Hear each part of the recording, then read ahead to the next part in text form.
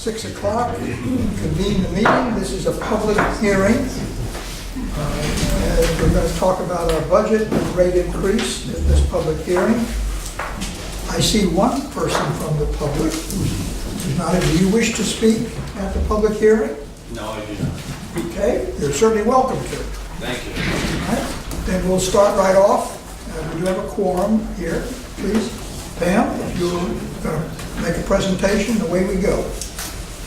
Yes, doing a presentation on the fact that we put our budget together for fiscal year 2019. And well, I think it might make it too dark. Okay. This is just for this. Okay. So hopefully we can barely see this. This is a copy of the award we received for Utility of the Year from New England Water Works. And why this is important to our rate increase, you'll see in a few minutes, but the award was for making significant improvements to our water system infrastructure, customer service, staff training, and operations. So this is something that the staff is very proud of. We put a lot of work into working towards obtaining essentially a much better water utility for Bristol County. So this is for fiscal year 2019. The authority's budget year starts in March 1st. So we need to pass the budget in January in order to prepare for the coming year. And with the award, this really began back in 2013 when the board and the management staff set up a strategic plan for the utility. We did a 20-year infrastructure plan, a 20-year finance plan, and a system-wide improvement plan. And this is part of the vision that the board created to be a model regional water utility based on customer focus, water quality, reliability, and efficiency. And at that time, the board also realized that we needed a stable financial system, and that would require rate increases periodically throughout the years in order to support the plan. At that time, they also instituted a rate study, which indicated we needed approximately 4% per year over the following years to accomplish our plans. And we've done quite a few accomplishments since that time. Just a few of the major ones: we renovated a major pump station, renovated or replaced 38,000 feet of water main. We hired a group of very highly skilled operators to replace operators that retired. We've purchased new metering, work order, billing system, which have greatly increased our efficiencies in the system. New monitoring and controls for the distribution system, and just recently we are now online with a new customer portal. Customers can learn more about the system and access various payment options. So this rate increase is targeted as a not to exceed of 3.25%. The board can decide on this rate or lower based on when they review the budget in the next part of this meeting.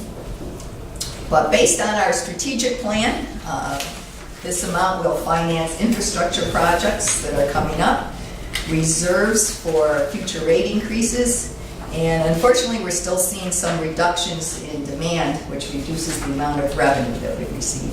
And I'll show a little more on that in a few minutes. Well, one thing I do want to point out, there is no increase for the second year in our operations and maintenance budget. We've had increases in various areas, but it's being offset by other efficiencies and decreases in other parts of the operations budget. And we're doing this while still increasing our maintenance programs. We are very concerned with having an exemplary hydrant repair program. We want to make sure our hydrants are operational 100% of the time. And also our valve maintenance program for, as we found out with doing shutdowns in the middle of winter, it can be difficult. So we want to make sure we have all those located and operable. at any moment. We're looking at a 3.25% rate increase, would amount to about $18.44 per year for the average residential customer, or about 35 cents per week. As a comparison, a 2.75% would be savings of about 5 cents per week. Our overall plans over the next 10 years or so, actually, this is major issues are providing for an alternate supply. We've been discussing that over the last few years. Replacing and cleaning and lining our old cast iron pipes, eliminating the low pressure zones in Warren and Bristol, and minimizing shutdowns, making the system much more reliable. When we do have problems, we can, by installing valves and ending dead ends, we would have less residents out of service when we do a shutdown. And of course, the supply is the Pawtucket pipeline. We've divided that into 2 phases. We're looking at designing the entire project at this point in time, and then commencing with phase 1. Hopefully still having East Providence being involved in phase 2. And this is phase 1, which would give us a fully redundant supply from Providence. And then our capital plans, extending the high pressure zone, water main renovations, we're looking at 28 miles over the next 10 years. Replacement of the Barrington storage tank, and of course our meter replacement program, which we're starting this year. And this past year, we did an awful lot of work. We upgraded the Nayet Road pump station we installed a bypass, which means we have to run the pumps less, and for significant energy savings. We installed a new control system for Barrington, which is also already paid rewards, and having a dual operating system there is one. We had a couple issues. As one fails, the other one kicks in, and it's worked very reliably. A new control system between Warren and Barrington, which helps for backup supply for both towns. We replaced water mains. Major project on Main Street, Water Street. And we did Cutler and Mulberry Streets. We cleaned and lined water mains in Bristol. We installed new generators here at our facility, which when we had power outages, we were out of work, essentially. We even just recently installed our new customer portal. It should be a great experience for our customers, being able to have various options for payments and for obtaining information. And we updated our hydraulic model and linked it to our GIS mapping system, and this will be for analysis of the system. It greatly helps us find problems in the system, and for future planning, where to put work where we need it the most. And projects presently underway.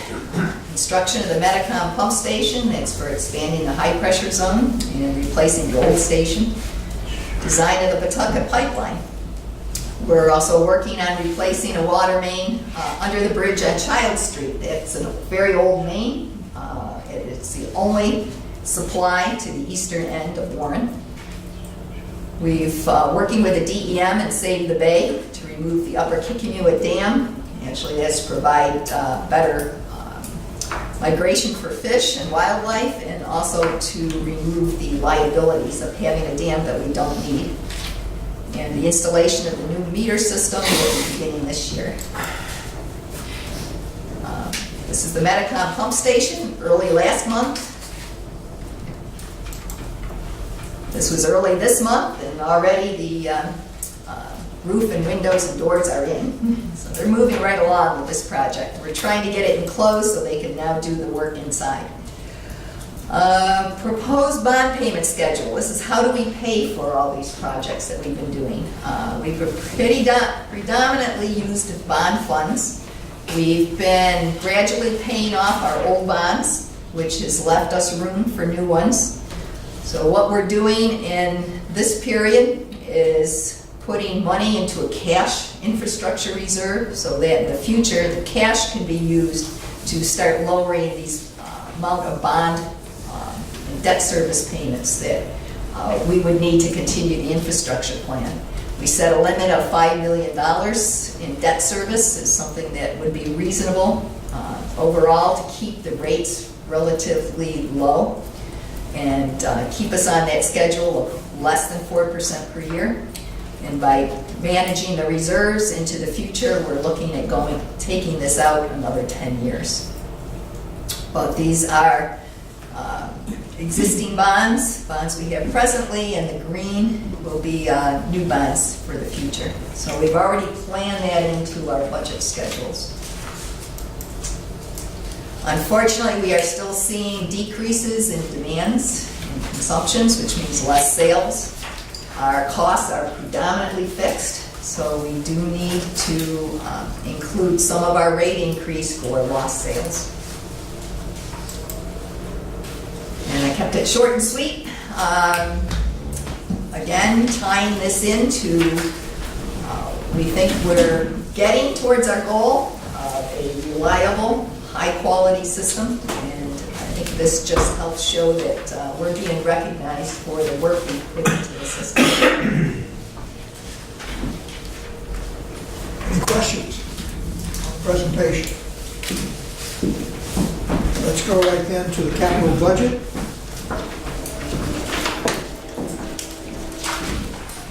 Ellen? Yes. If we have to close the hearing, open the board. Pardon me.